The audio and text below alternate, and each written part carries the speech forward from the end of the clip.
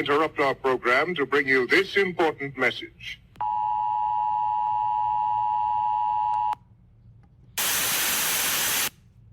I'm back. Anywhere you meet me, guaranteed to go down. I like the way you ride with that booty on me. It's going down. Go down while you looking lonely. It's going down. Come around and it's all on me. Anywhere you meet me, guaranteed to go down. So, new year, new intro. Let's get it.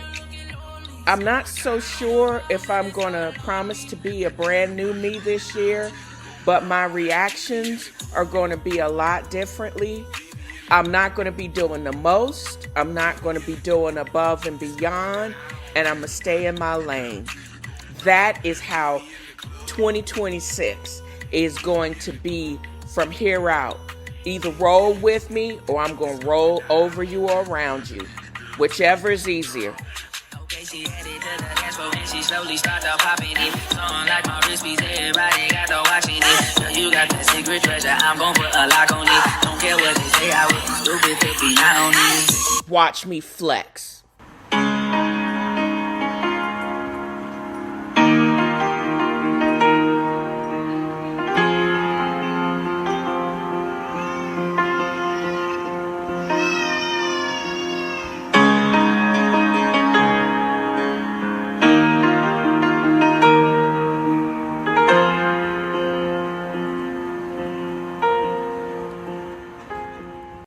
So, I'm not really that surprised that I feel so much better now that I juice.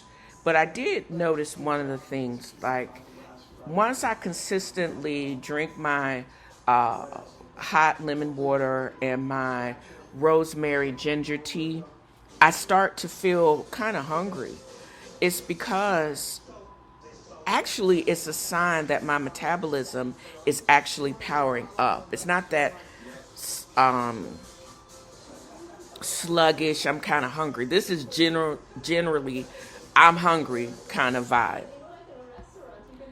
So why do I feel hungry? Warm lemon water and ginger tea, rosemary ginger tea, they actually add carminatives that stimulate the production of strong stomach acid and bile.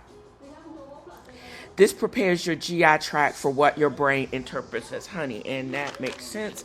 I think my reflux is a little bit worse, so here we go. Rosemary and ginger help improve insulin sensitivity. This is as your body becomes more efficient at moving glucose into cells.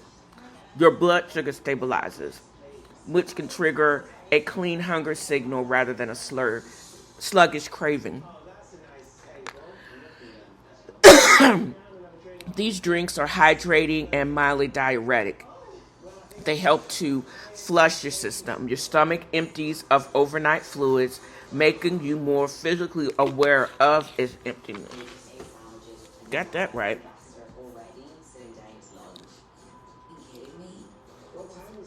I basically, this morning, now that my garden is at the point where I can actually harvest greens from it, I'm combining them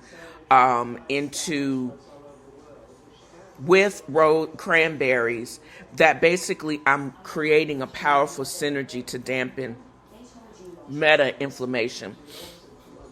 Cucumbers contain fisetin, a specialized anti-inflammatory flavonoid that has been studied for its ability to protect nerve cells from age-related decline and reduce the static of systemic inflammation.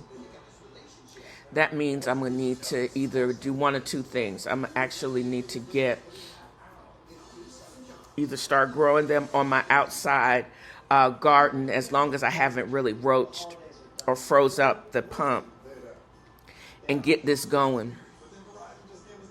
Celery is a natural vasodilatator due to the phthalate.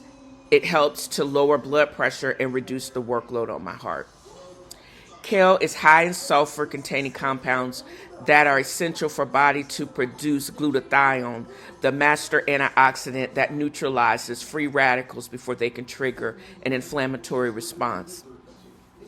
Swiss chard, which I have not added. I didn't add. So I have some on my garden, but I haven't used any of it yet. I'm probably going to cook that with some garlic later, and eat that later. But Swiss chard, that is, provides a powerful antioxidant to support specifically liver detox and protecting blood cells. And ginger has ginger rolls, which inhibit the synthesis of pro-inflammatory cytokines. It's particularly effective at reducing gut-based inflammation. Cranberries are rich in pro-anthocyanins, which prevent bacteria from sticking to cell walls. When juiced with your greens, cranberries provide a massive dose of vitamin C and polyphenols that support urinary tract and cardiovascular health. My recipe, I'm going to modify this. A modified version of this is going to be in the podcast notes, as well as some additions of good fats that basically act as a way to slow down digestion and also enhance the power of the garden greens. Basically keeps you from wanting to punch somebody in the face because you're hangry. You could add a half an avocado, in addition to the addition of pink Himalaya salts and the black pepper that I added, because the pink Himalaya salt balances trace minerals and electrolytes, and the black pepper increases the bioavailability of anti-inflammatory compounds. But when you mix up maybe a bit of the avocado with walnuts, or hemp seeds and chia seeds, and as well as pumpkin seeds, these all add great and a tasty dynamic that helps you manage inflammation, which is associated with being a big back and decreasing metabolic stress.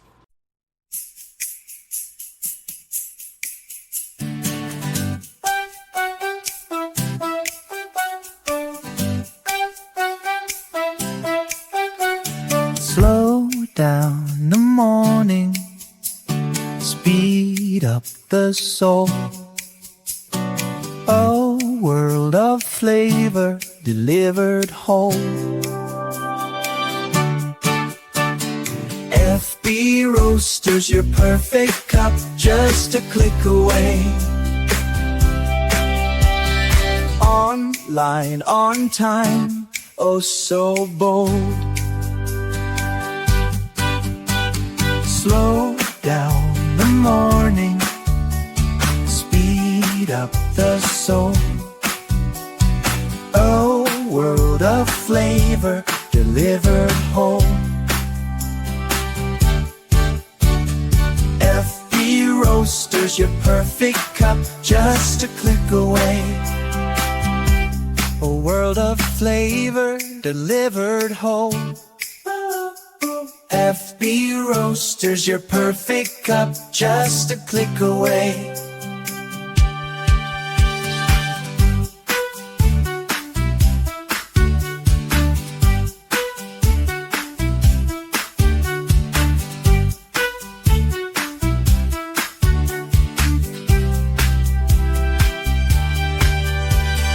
FB Roasters, your perfect cup, just a click away.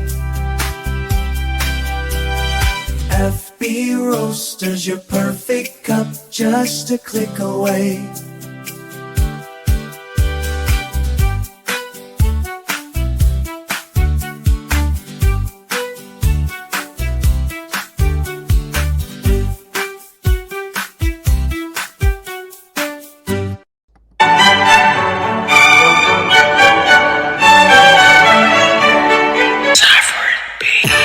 Hallelujah, hallelujah, hallelujah. Hallelujah. If you are petty, you don't have to get petty. Hallelujah. Hallelujah. If you are petty, you don't have to get petty. Look, I usually don't have the bandwidth to play catch the crazy with whatever is coming out of this racist administration. Honestly, I really just don't give a damn. And I usually don't have the time for it. But you don't get to mouth breathe in the direction of President Obama or First Lady Obama without me having to sit and give my take. Look, sending out hateful racist manifestos in the guise of stupid meme videos at 4 o'clock in the morning isn't just a coward move. It actually is a medical red flag, y'all. Normal people, even busy people like myself, are getting their rest. But here you are, hunched over a glowing screen in the dead of night like an old man lost in the basement. This 4 a.m. insomnia isn't hard work, it's failing health. It's the behavior of someone whose mind is racing because it can't keep up with the day anymore. It's the sundowning effect. Let me repeat that. Sundowning effect playing out on a global stage. At this point, it's clear. Your brain is writing checks your body can't cash. We see the slurred words, the confusion, and the midnight tantrums. If your own family had any heart, or the rest of the Republican administration, they quit worrying about the next photo op and take your phone away before you further embarrass what's left of their legacy. They out here now reacting that, oh, how can he do this to us? Because he don't give a damn. He said that when he ran the first time. This latest episode of the racist and fascists is just another tired diversionary tactic to hide the fact that this current occupant of the White House is physically and mentally slipping. If this was your way of trying to distract us from your massive limitations, your questionable health, and the fact that the international community views you as a liability, nice try. You wanted to activate people. Congrats, we're awake. But we aren't going to forget that you're just a representation of a stupid, bigoted fossil. You only have power because you're a temporary occupant of the White House. You are forgettable and you are regrettable. It never fails to amaze me how racists will literally cut off their own noses just to spite their face. You think people are going to keep buying the negativity while they're struggling to survive your leadership? Prices are quadruple what they were a year ago. Evictions and foreclosures are at a breaking point. You let the Obamacare subsidies expire, causing premiums to hit an all-time high for the very people who voted for you. Look, when Grandpa starts yelling at the TV at 4 a.m. about people who haven't lived in the house for 10 years, you call the doctor. We don't give him the keys to the car. You're out here obsessing over the Obamas because they're healthy, happy, and respected, while you're up in the middle of the night fighting ghosts. You're not an alpha man, you're exhausted. Go get a checkup and leave the country alone. Then we got this bullshit documentary. Listen, isn't it poetic justice? A documentary drops about a certain former side piece who was the side piece of a pedophile, now married to the current pedophile occupying the White House, to empty seats and trash reviews, while Michelle Obama's becoming 6 years later is streaming back to number one. People are tired of this 4 a.m. fever dream and failing health of a bigot. We're turning back to the Obamas because we want to remember what it's like to have a president who actually sleeps at night because his conscience is clear. Now,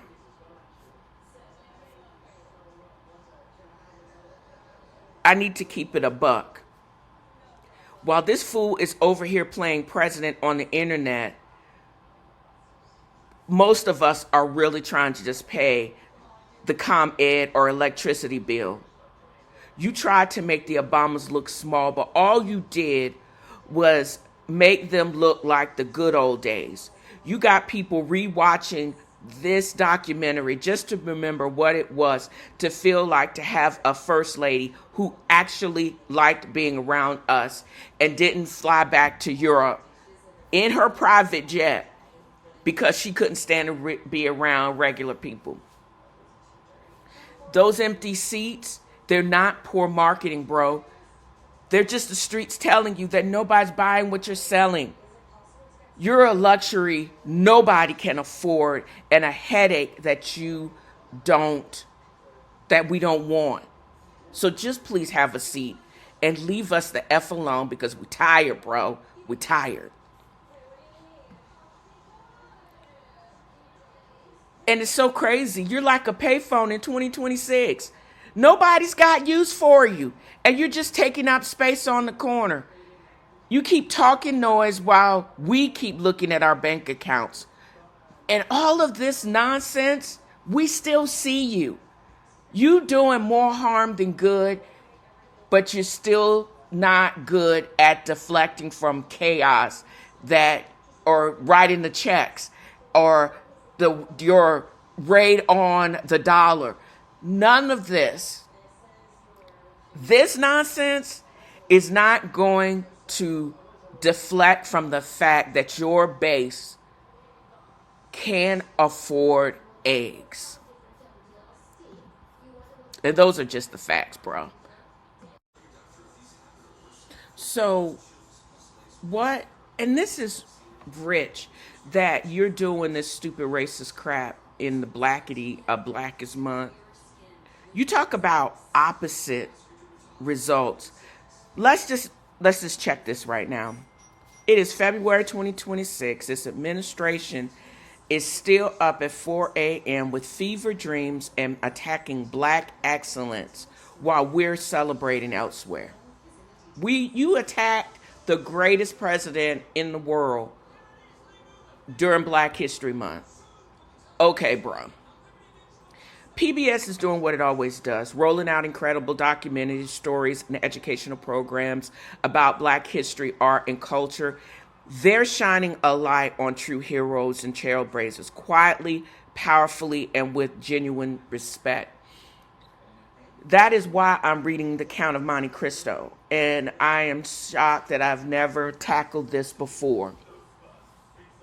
The real people, from in the community centers to the classrooms, from social media feeds like mine to family gatherings, Black History Month is being honored.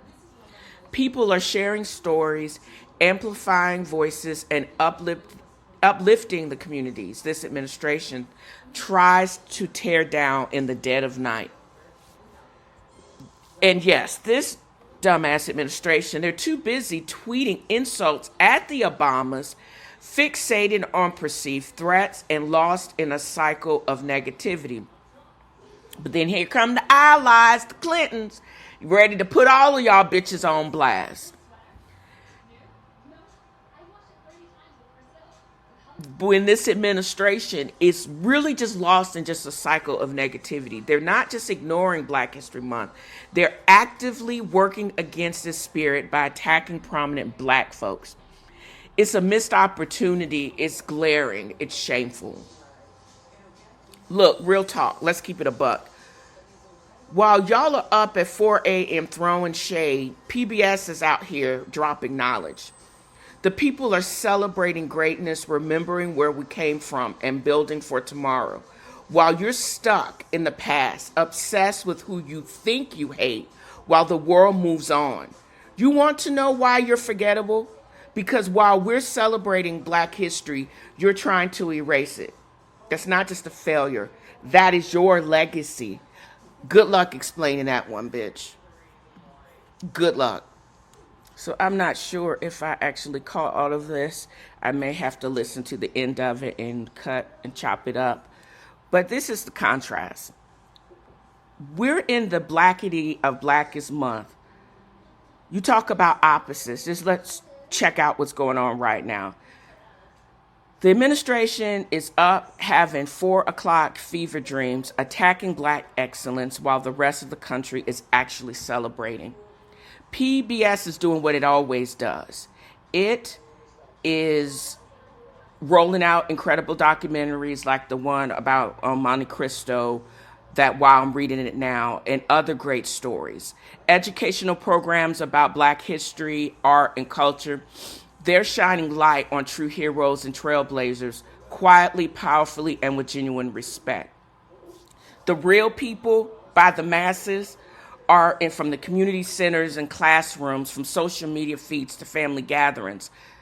Black History Month is being honored. People are sharing stories, amplifying voices, and uplifting the very communities this administration tries to tear down in the dead of night.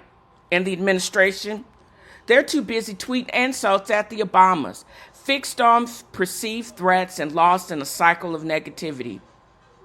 They're not just ignoring Black History Month, they're actively working against its spirit by attacking black figures.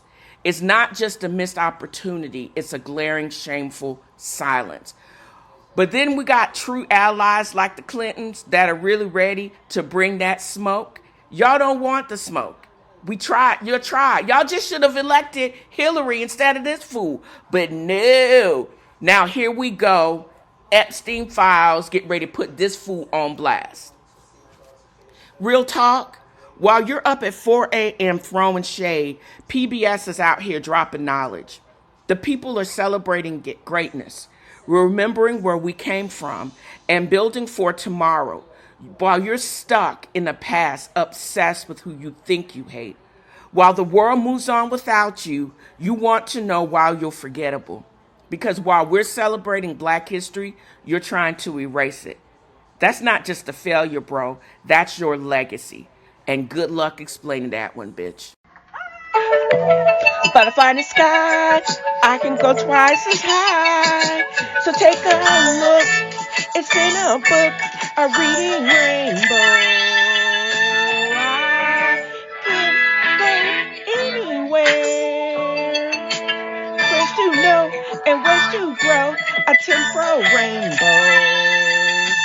I can be anything. So take a look, it's in a book, a temporal rainbow. A temporal rainbow. A temporal rainbow. So I did not expect, and I keep talking about this, I did not expect to really like the book, Dumas's The Count of Monte Cristo, as much as I have.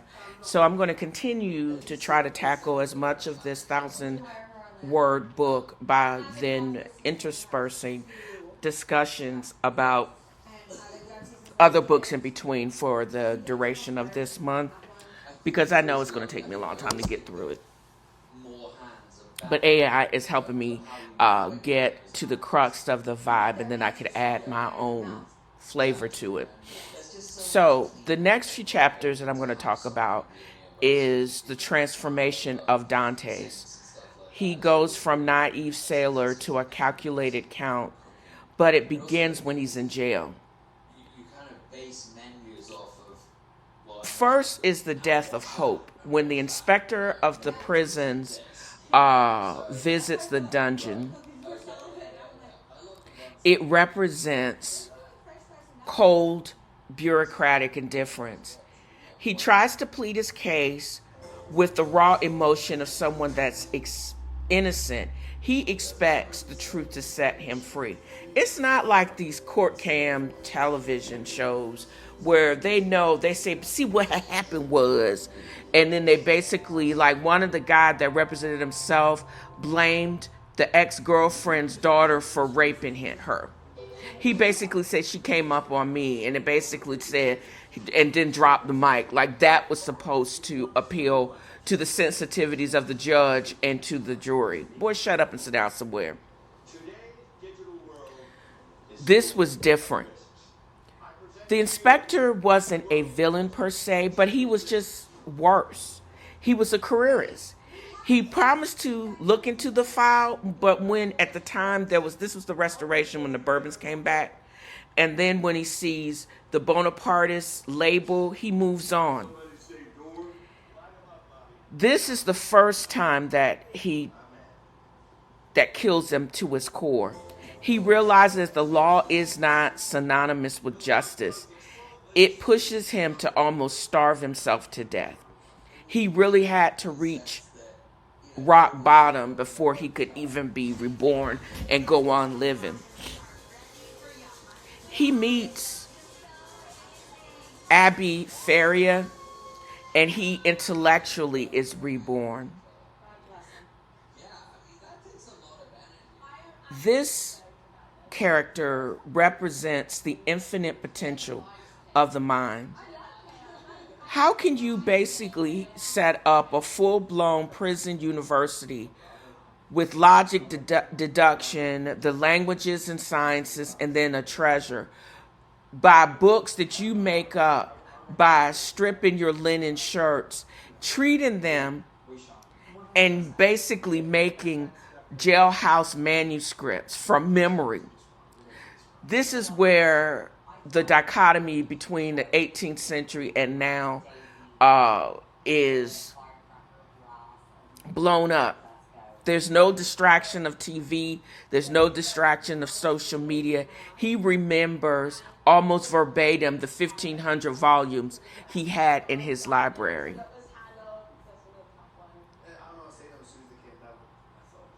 As I mentioned before, between 1811 is when they jailed the Abbey. And then several years, 10 years after that, they jailed Dantes. This was the period of the Bonapartist terror and the Bourbon Restoration. Anybody that was even loosely aligned with Bonaparte was a death sentence. Wealth was shifting from land-owning nobles to the self-made bourgeoisie. When Dante's transformation reflects this, he uses knowledge and liquid assets to buy status that the old world would have denied him. It's also during this era that Dumas included, where people were obsessed with the idea of higher justice outside of the corrupt legal system. Faria acts as a surrogate of God, bestowing both the word, which is education, and the means, the goal, to enact justice. This is because of the connection with the spot of treasure. Right before he passes away, he reveals the spot of treasure on the Isle of Monte Cristo. It transforms the Abbey from a madman into the provider of divine providence.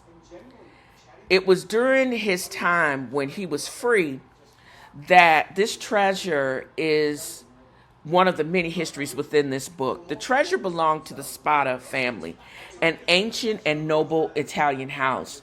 During the late 15th century, the family had amassed a staggering fortune of gold, jewels, and ancient coins. During the time of Pope Alexander VI, Rodrigo Borgia, and his son Caesar Borgia, they were notorious for their poisoning policy.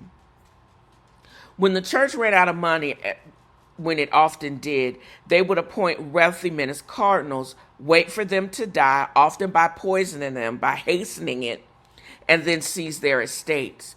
In 1498, the Pope invited the Cardinal Spada to dinner. Knowing he was going to be murdered, the Cardinal hid his entire fortune. He knew that if the Borgias found no money, they couldn't claim it.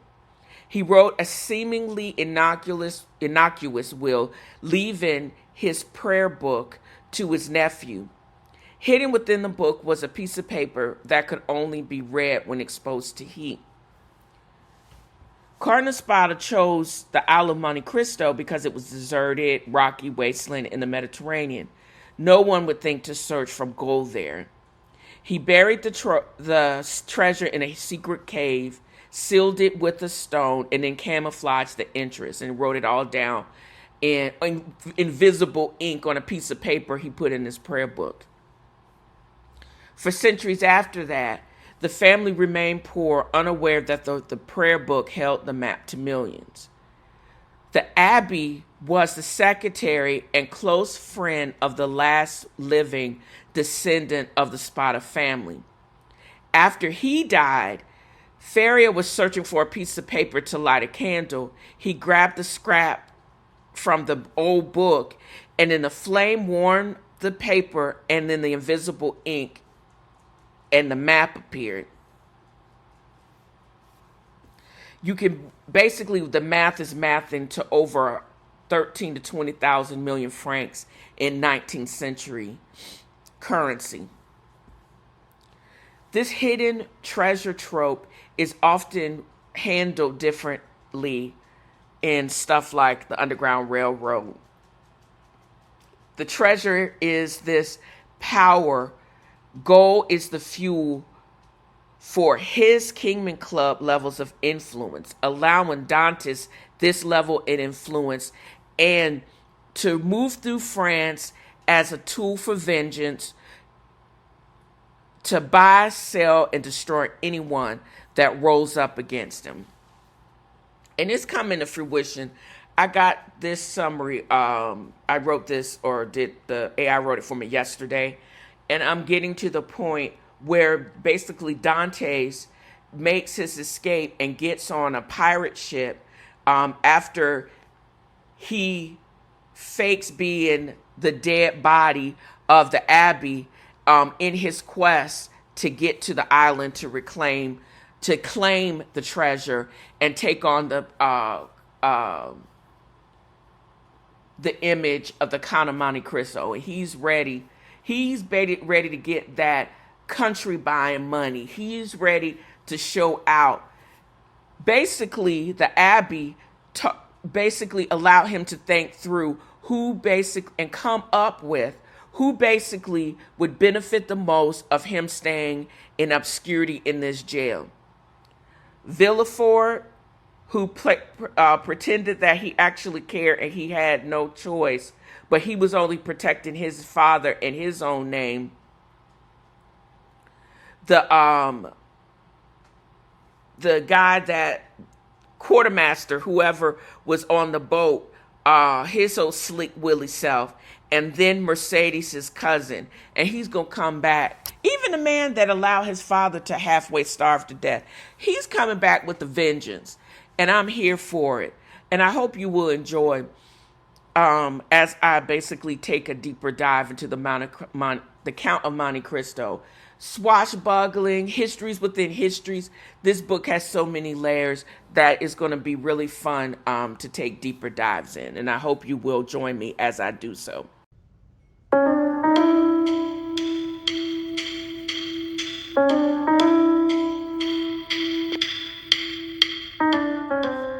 My apologies to Henry Mancini, but a riff on the Pink Panther theme is in alignment with a podcast segment dedicated to a fictional PI and all about true crime, or fictional crime in this case.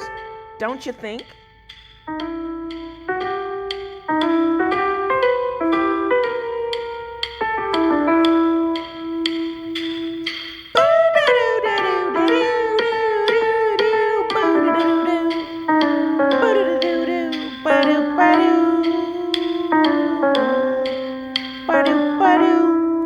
Yes, I am that person that reads stuff, and if there's no immediate image of the perpetrator, I always look up for image of the perpetrator. Why? Because it's Black History Month.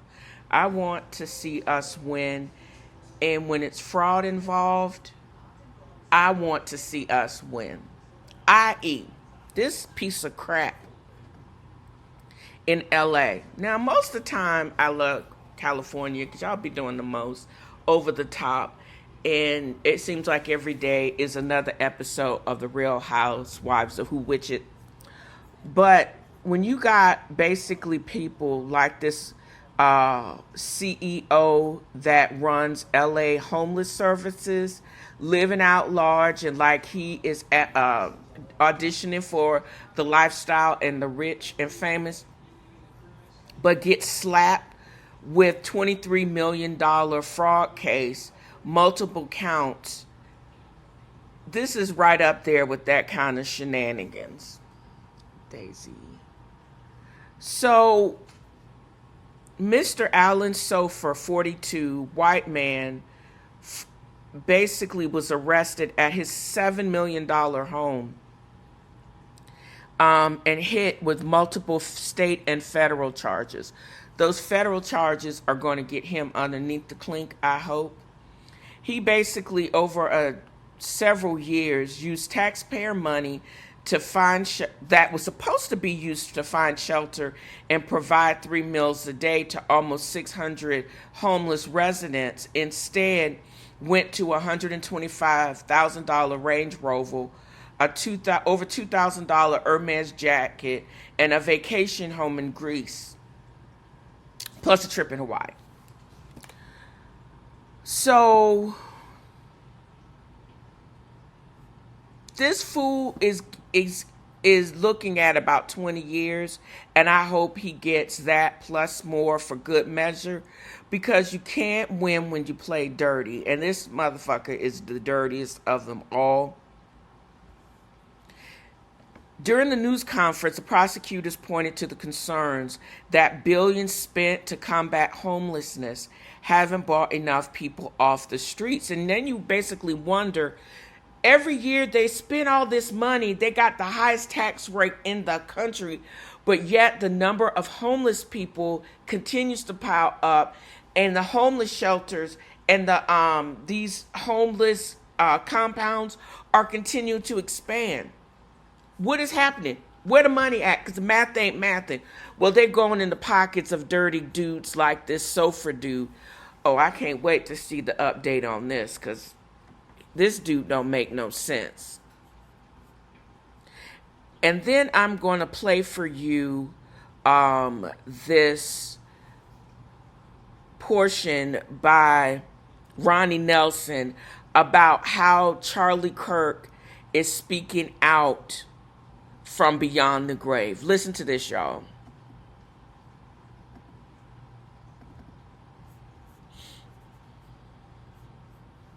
Rains, it freaking pours.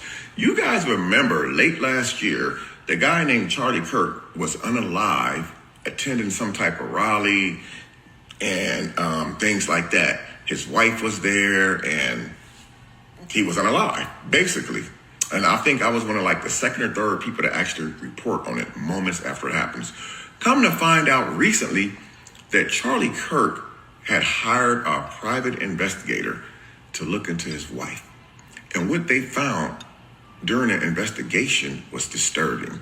It was disturbing enough where Charlie Kirk had his wife, Erica Kirk, removed from his will and only had his two daughters in the will, or children that he has by her in his will. He had her removed from his will. And now that explains why she's doing interviews and sit down talk shows with certain celebrities, certain entertainer, influencers, and other things that she's doing, lashing out. Come to find out that Erica Kirk got caught with her hand in a cookie jar. She was definitely having an affair. Do y'all remember at the awards, or it was some type of show that they were at, and you seen the guy, the way that Erica Kirk came out and hugged the guy, greeted him, holding his hands. She had her head all pressed up against his neck. This was just days after Charlie Kirk was buried. And now a lot of stuff is starting to make sense. So is Erica Kirk going broke? And now she's doing whatever she got to do because her husband had her removed from the will. And the only way a person will remove you from their will is if they can legitimately prove that you got dirt on your hands. And obviously for him to remove her from his will right before his untimely passing means that the investigators who was investigating Erica Kirk found some dirt on her. So she has been removed from Charlie Kirk's will, guys. Imagine that, man. People are not who you think they are because they put on a suit and tie or a nice little skirt and some heels and look all professional and come on the cameras. That lady did not look like she was really mourning the loss of her husband when he had passed away. But now look at this right here, guys. The truth finally came out. She's a damn cheater. And that's what's going on with her. I was wondering what was going on with her all of a sudden, wanting to sit down with black celebrities and do interviews and stuff all of a sudden.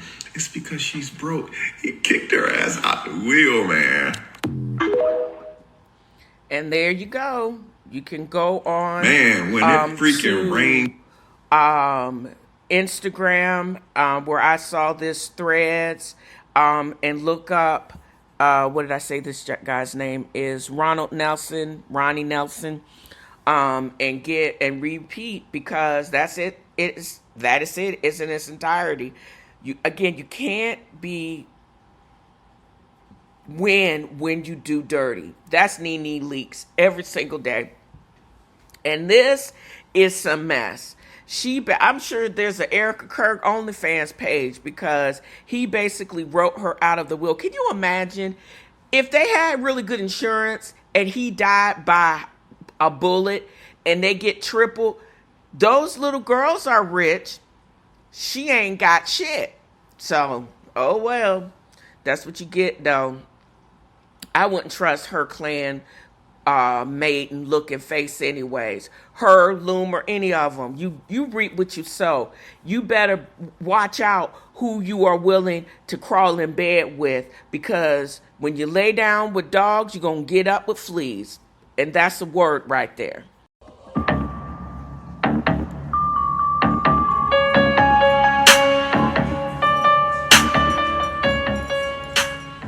Yeah, there's just a whole bunch of unholy amount of information, ungodly information that's coming out on the reality TV world. And what better yet of using the instrumental of unholy as I record on this glorious Sunday morning.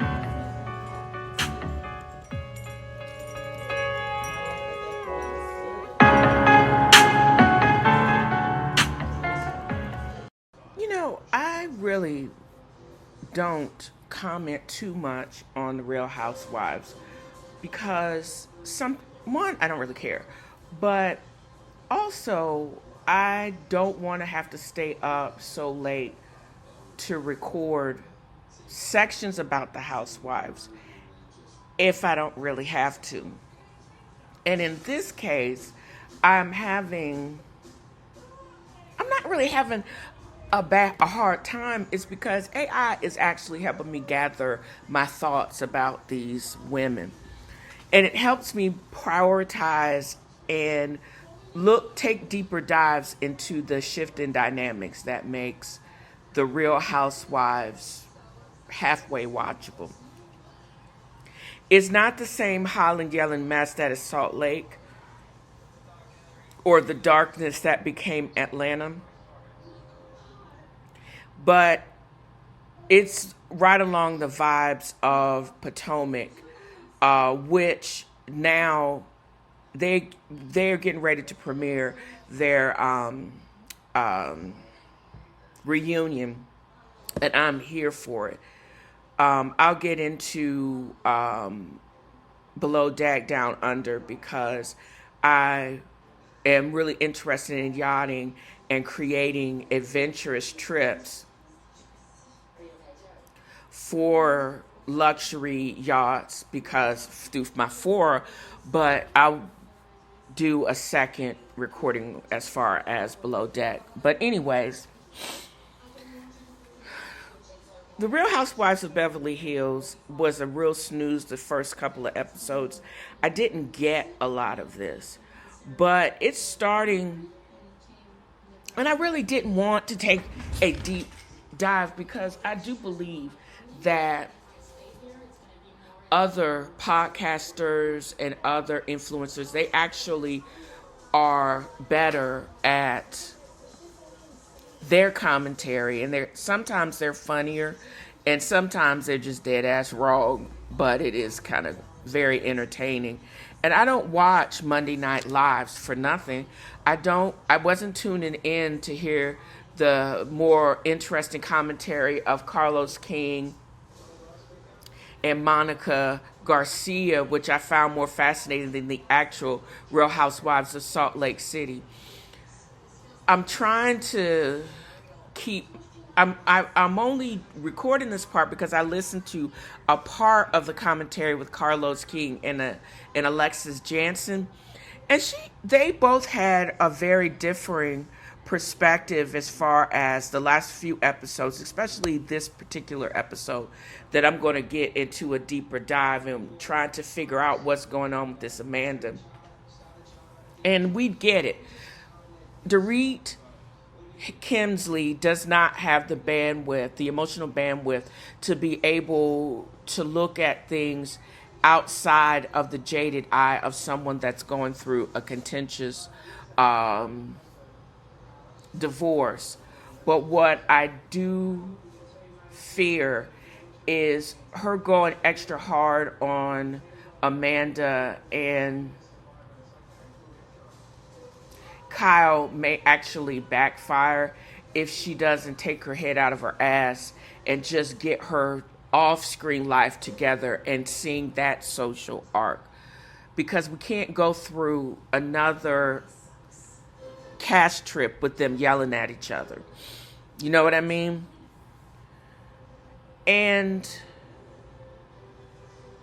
although there are certain commentators that think that Bose was out of line by suggesting that all the new girls go through hazing and she just needs to grow a thicker skin, I think they have not looked into why Bose said that, and then two, why Bose is a boss, and then number three, who and what Amanda is actually representing. Bose said that because they could have tried her when her first season, but she wasn't having it. She basically told him she is the flex and go have a seat because this little petty nonsense she doesn't have time for.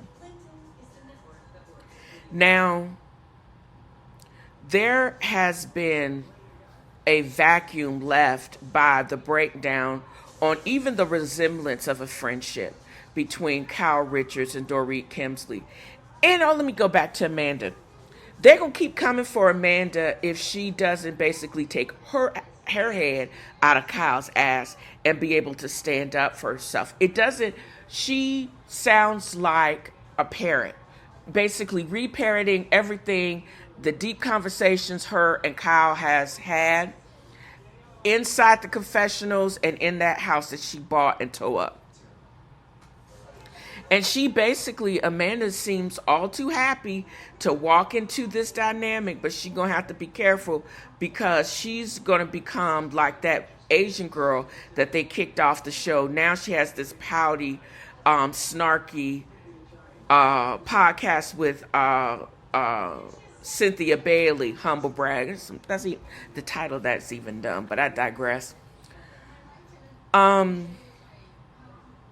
I say all of those things to say the enigma that is this child it basically took AI to concrete that why I did not want to agree with Carlos King just on GP, because I know that Kyle is his favorite reality star, but at the same time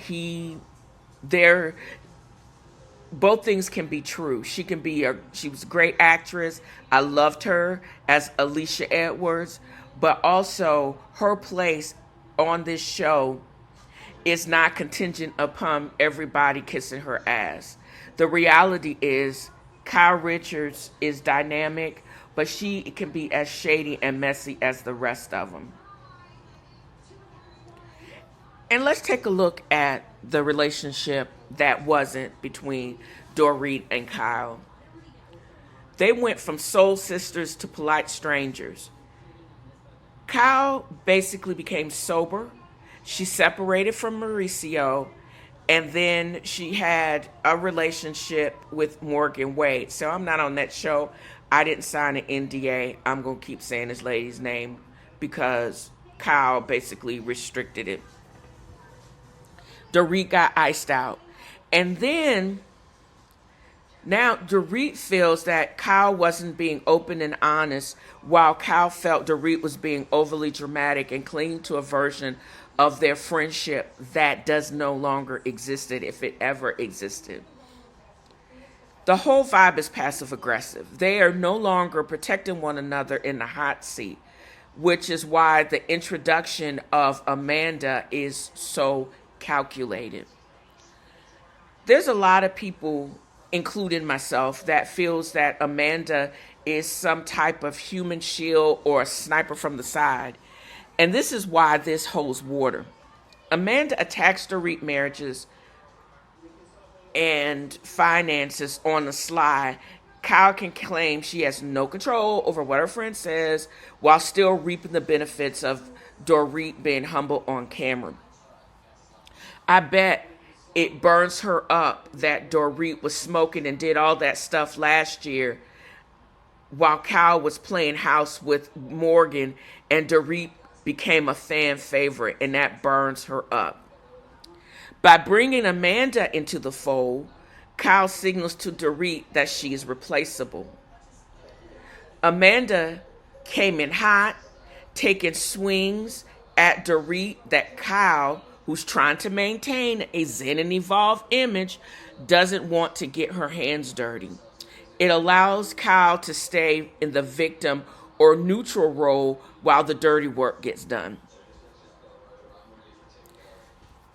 But who's playing with who? Let's see.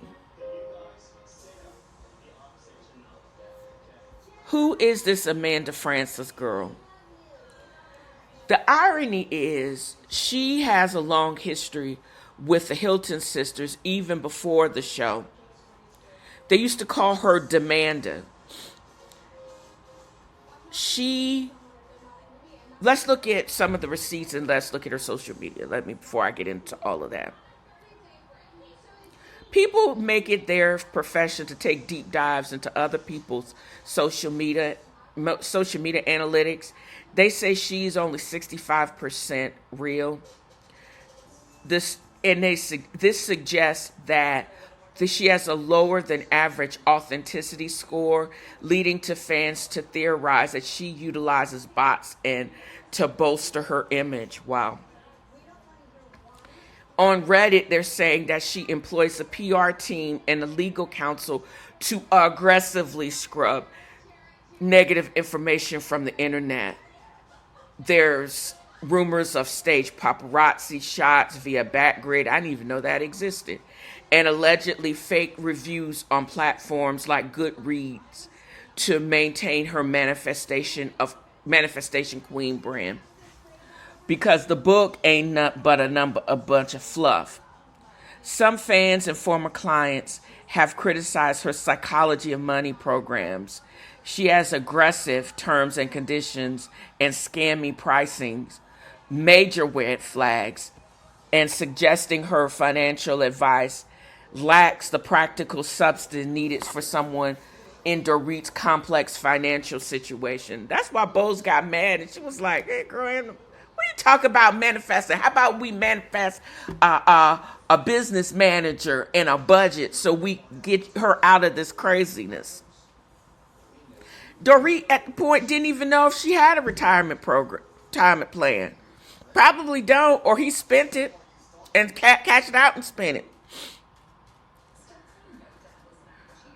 The conflict with Dorit suggests that Amanda's mouthpiece role is very much fueled in her desire to solidify her spot on the show. Her advice to Dorit focus on women, what women want to be, and rather than the actual bank statements, basically was to keep Dorit off balance while appearing helpful. And it's just a ploy for Kyle to use this girl to get Dorit off the show. By aligning herself with Kyle's new life era, she gains a powerful ally. The theory is that she is Kyle's mouthpiece, and willingness to say things that Kyle won't do because she's trying to play Miss Evolve and Miss Zen when she's still as messy as hell. And it's wrong as hell. So, the irony of all of that is, though, Amanda Sanders, a woman who has spent decades as an image consultant, literally a professional self-producer, is effectively being directed by Kyle Richards, the unofficial lead producer of the Beverly Hills cast. She is a force multiplier. She is a bossy busybody that is living out her Hollywood dream of glory by bossing everybody around like chess pieces. It's the ultimate meta-reality TV moment. The woman whose job is to control the narrative has surrendered her narrative to Kyle to secure her spot. Her entire brand, this is Amanda, is built on the art of appearance on social media. Every post is curated to her high-end lifestyle.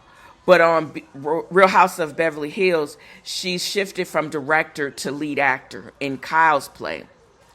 Kyle provides the platform and the end with the group, the exchange. Amanda provides the vocal cords for things Kyle is too zen or too tired of the backlash to say herself. Why she gonna bring up the same thing Sutton said last year? Who are you really mad at? You know? Why can't she just be real and messy? The rest of them basically lean into that, and they clean up well, and people still respect them for being really real. For Amanda, for someone that actually sells the idea of being a boss and controlling one's image, she's playing this role of a hired gun, sacrificing her own likability to do the heavy lifting for Kyle's vendetta against Dorit. Notice that Amanda's observation about Dorit perfectly mirrored Kyle's grievances. When Amanda calls out Dorit's inauthenticity, she's just repeating the script Kyle has been writing for the last 2 seasons. And I'm not really going to touch on the missing mother and Eddie/Reed's 2 children, because that's not my kind of stick. We've not been given any dynamics of the custody situation because of privacy and legal issues, and I'm going to leave the kids out of this.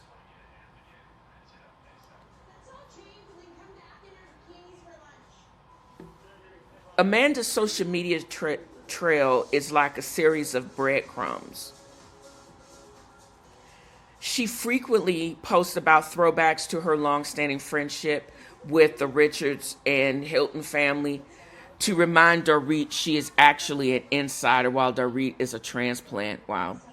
Before she was even on the show, she would post content about how to spot fake luxury, which fans widely interpreted as a dig at the Kimsleys' various financial legal woes. Amanda is a pro at producing herself, but she's realized that the Real House of Beverly Hills ecosystem, if you want a diamond, you have to let the queen hold the camera. Shit.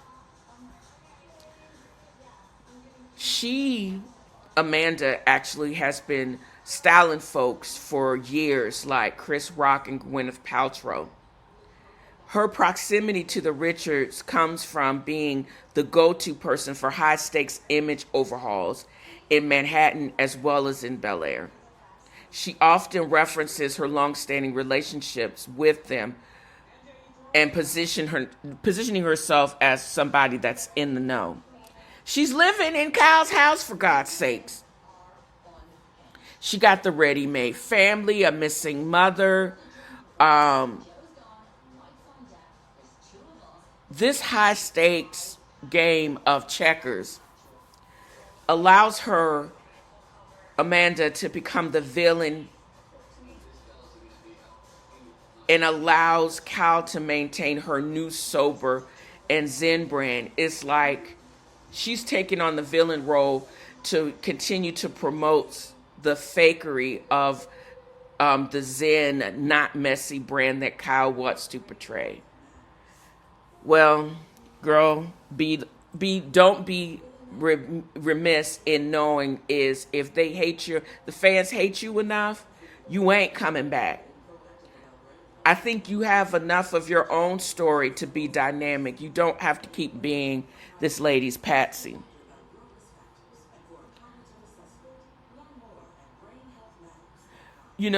But she let it slip. She's remarkable in that way. That's why I think she knows that she ain't gonna play the game too much, because she's looking at the numbers and just basically probably it just seems like she in her own head, she's like, girl, I am not gonna take the fall for your beef with Dorit. Stop playing me. When she let out, I was just responding to what Kyle told me, girl, that dismantled Kyle's entire, I don't know why everybody's fighting act. Because you tried to play the player. You not gonna throw me under the bus if you ain't gonna meet me up underneath there.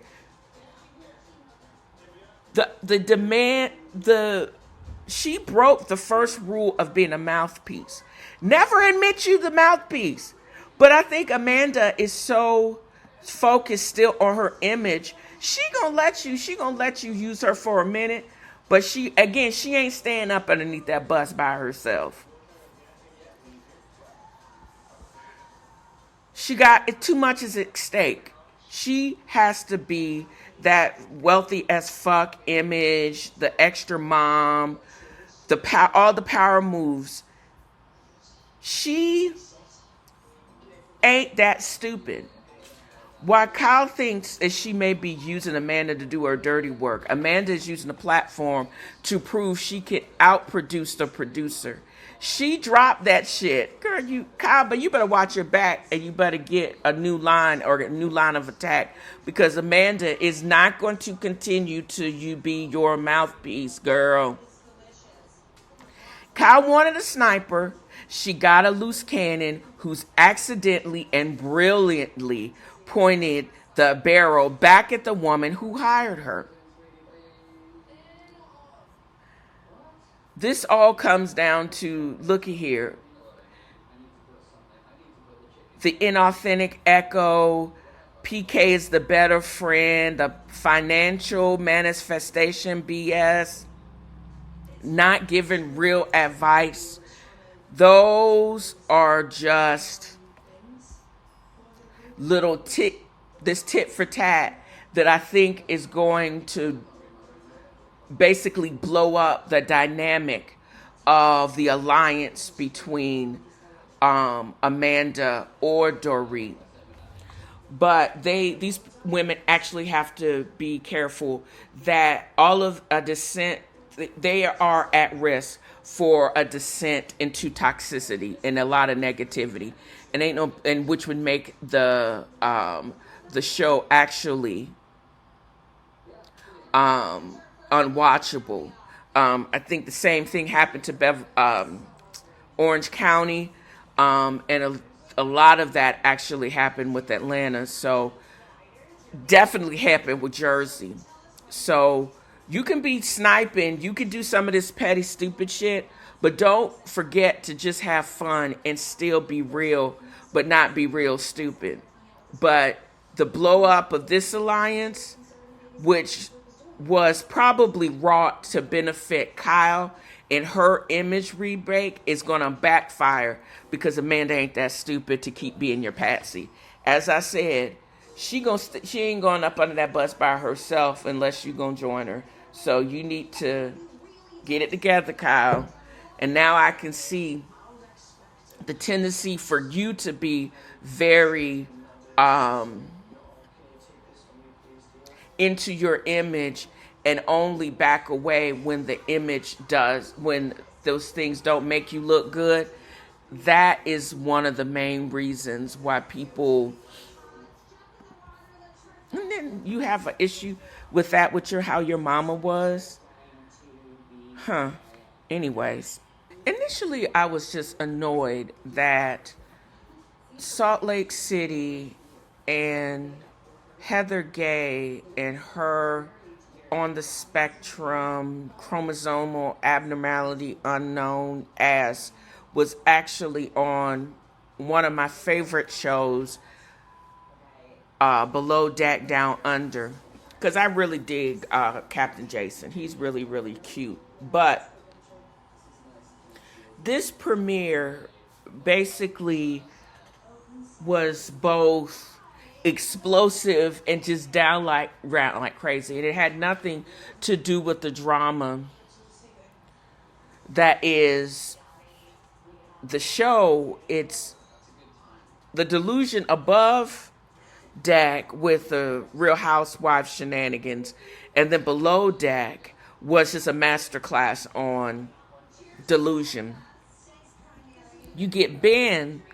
The first bomb was Ben.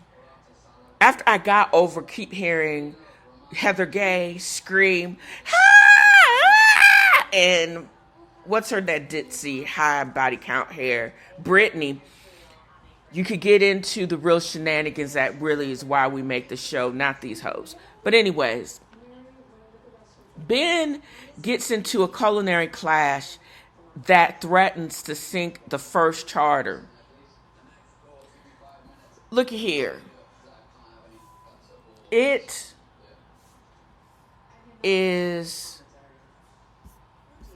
was, I should say.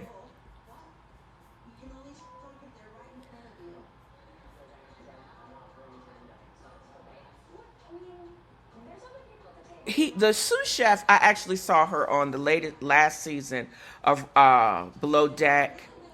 I think she was on, it was also on Below Deck Down Under.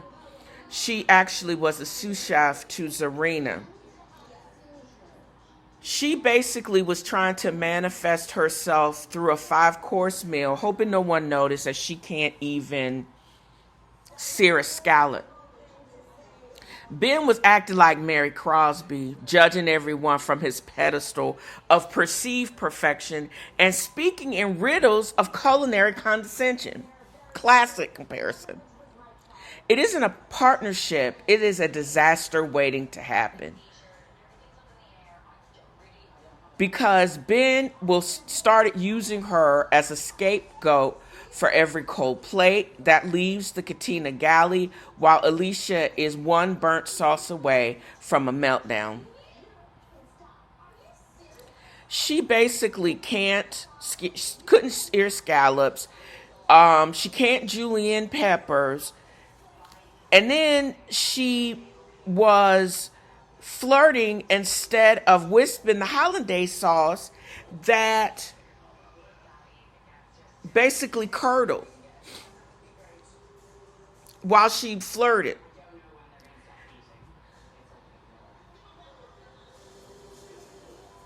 She also manifested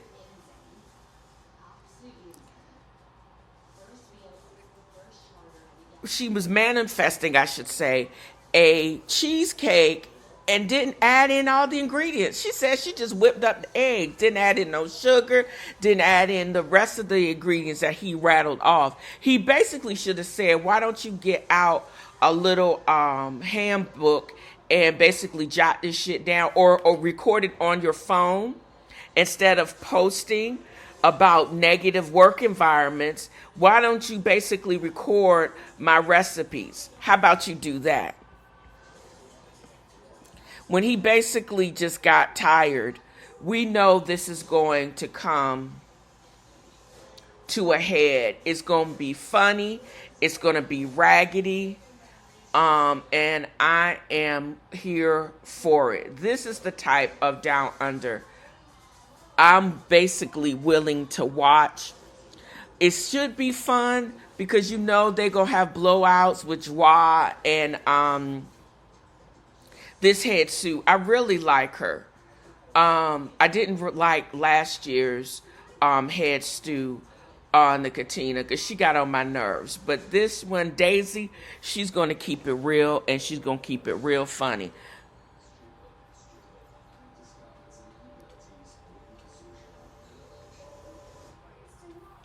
We're going to see Ben finally just get real still.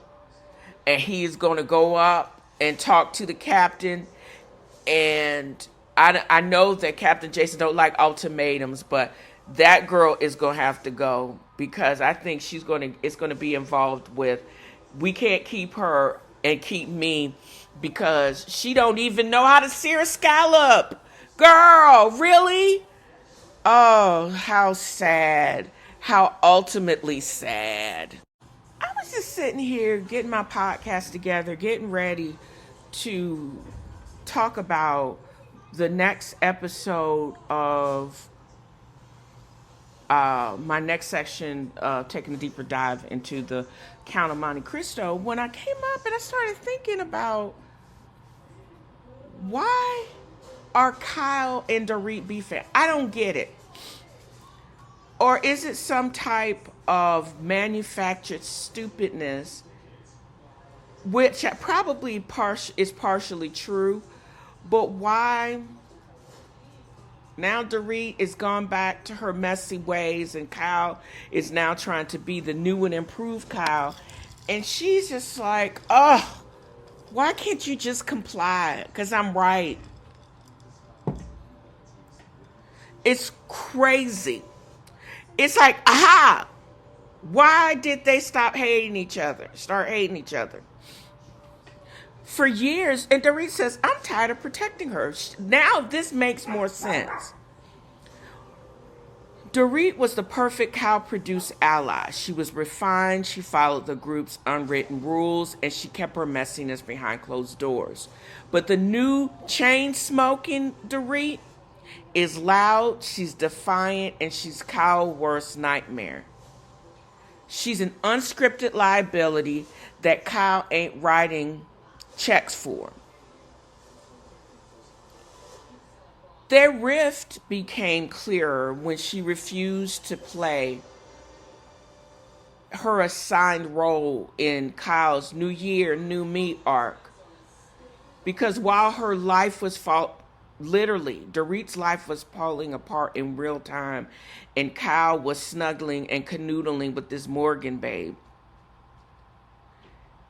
Kyle expects a certain level of protection from her inner circle, and when Dorit started speaking her mind loudly and without running it through the Fox Force filter, she became a threat to Kyle's narrative control.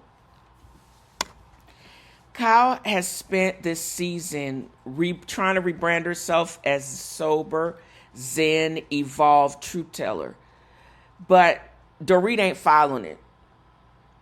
She's high drama and unapologetically too much. And Kyle's evolution looks really forced and produced, and it's frankly boring, and we're tired of it. I know I'm tired of it.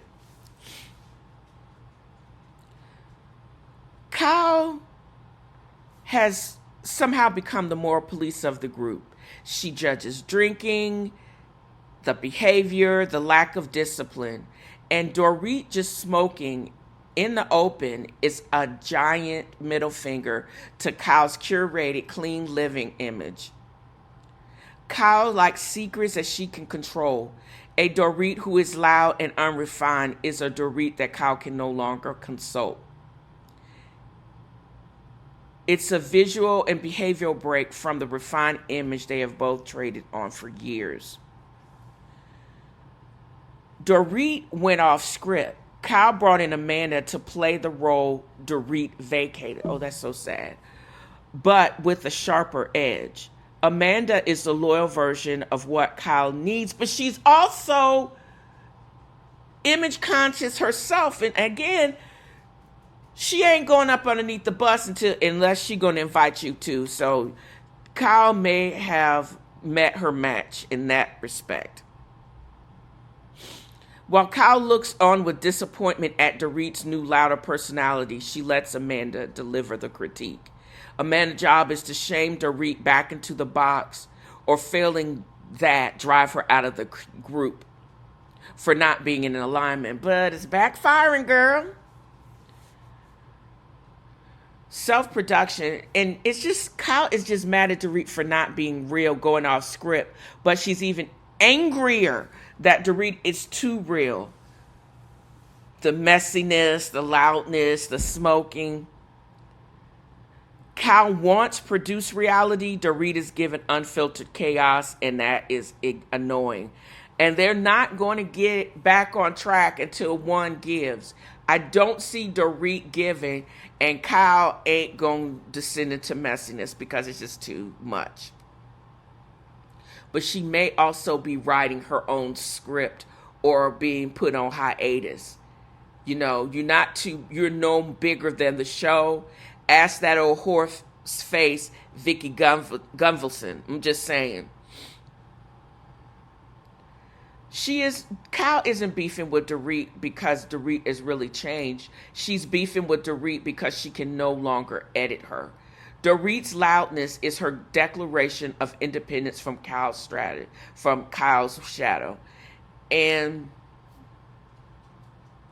you can't keep calling this lady crazy when it looks like a mental breakdown. When she's not having a mental breakdown, she's actually having a breakthrough. And we are only seeing one part of it play out. And that, again, I know that has to cook Kyle's grits because she has this resigned new zen. And then it all fell apart because she ain't in the relationship no more, is what she says. And Dorit is still become the fan favorite. Vacated and now lives in the spot that was vacated by Garcelle, and Kyle held favor for years. Ain't that a bitch? Well, favor ain't fair, girl. Get used to it.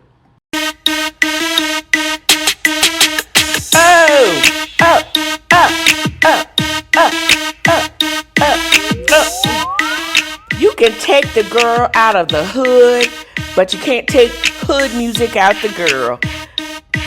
But I'm going to end this with a word, just as I started this podcast. Do or do not do. There is no try. And that's a word from Yoda. I hope I have conveyed just how much fun I have had in creating this podcast. I've got my mojo back. Just set your intention or reset your intention. It could be daily if necessary. Mine is peace. No mental dumping over here. If I'm acting like I'm not listening, I'm probably not. I'm not your therapist. I'm not a therapist. Keep the crazy to yourself, child. You do you and leave me be. The sooner you figure that ish out, the happy you will be. So this is what I want to convey in this podcast. And that wraps another of FAFFO has a fro. Join me next time as I throw shade and point out the shade and simply have fun. Y'all have a great new year.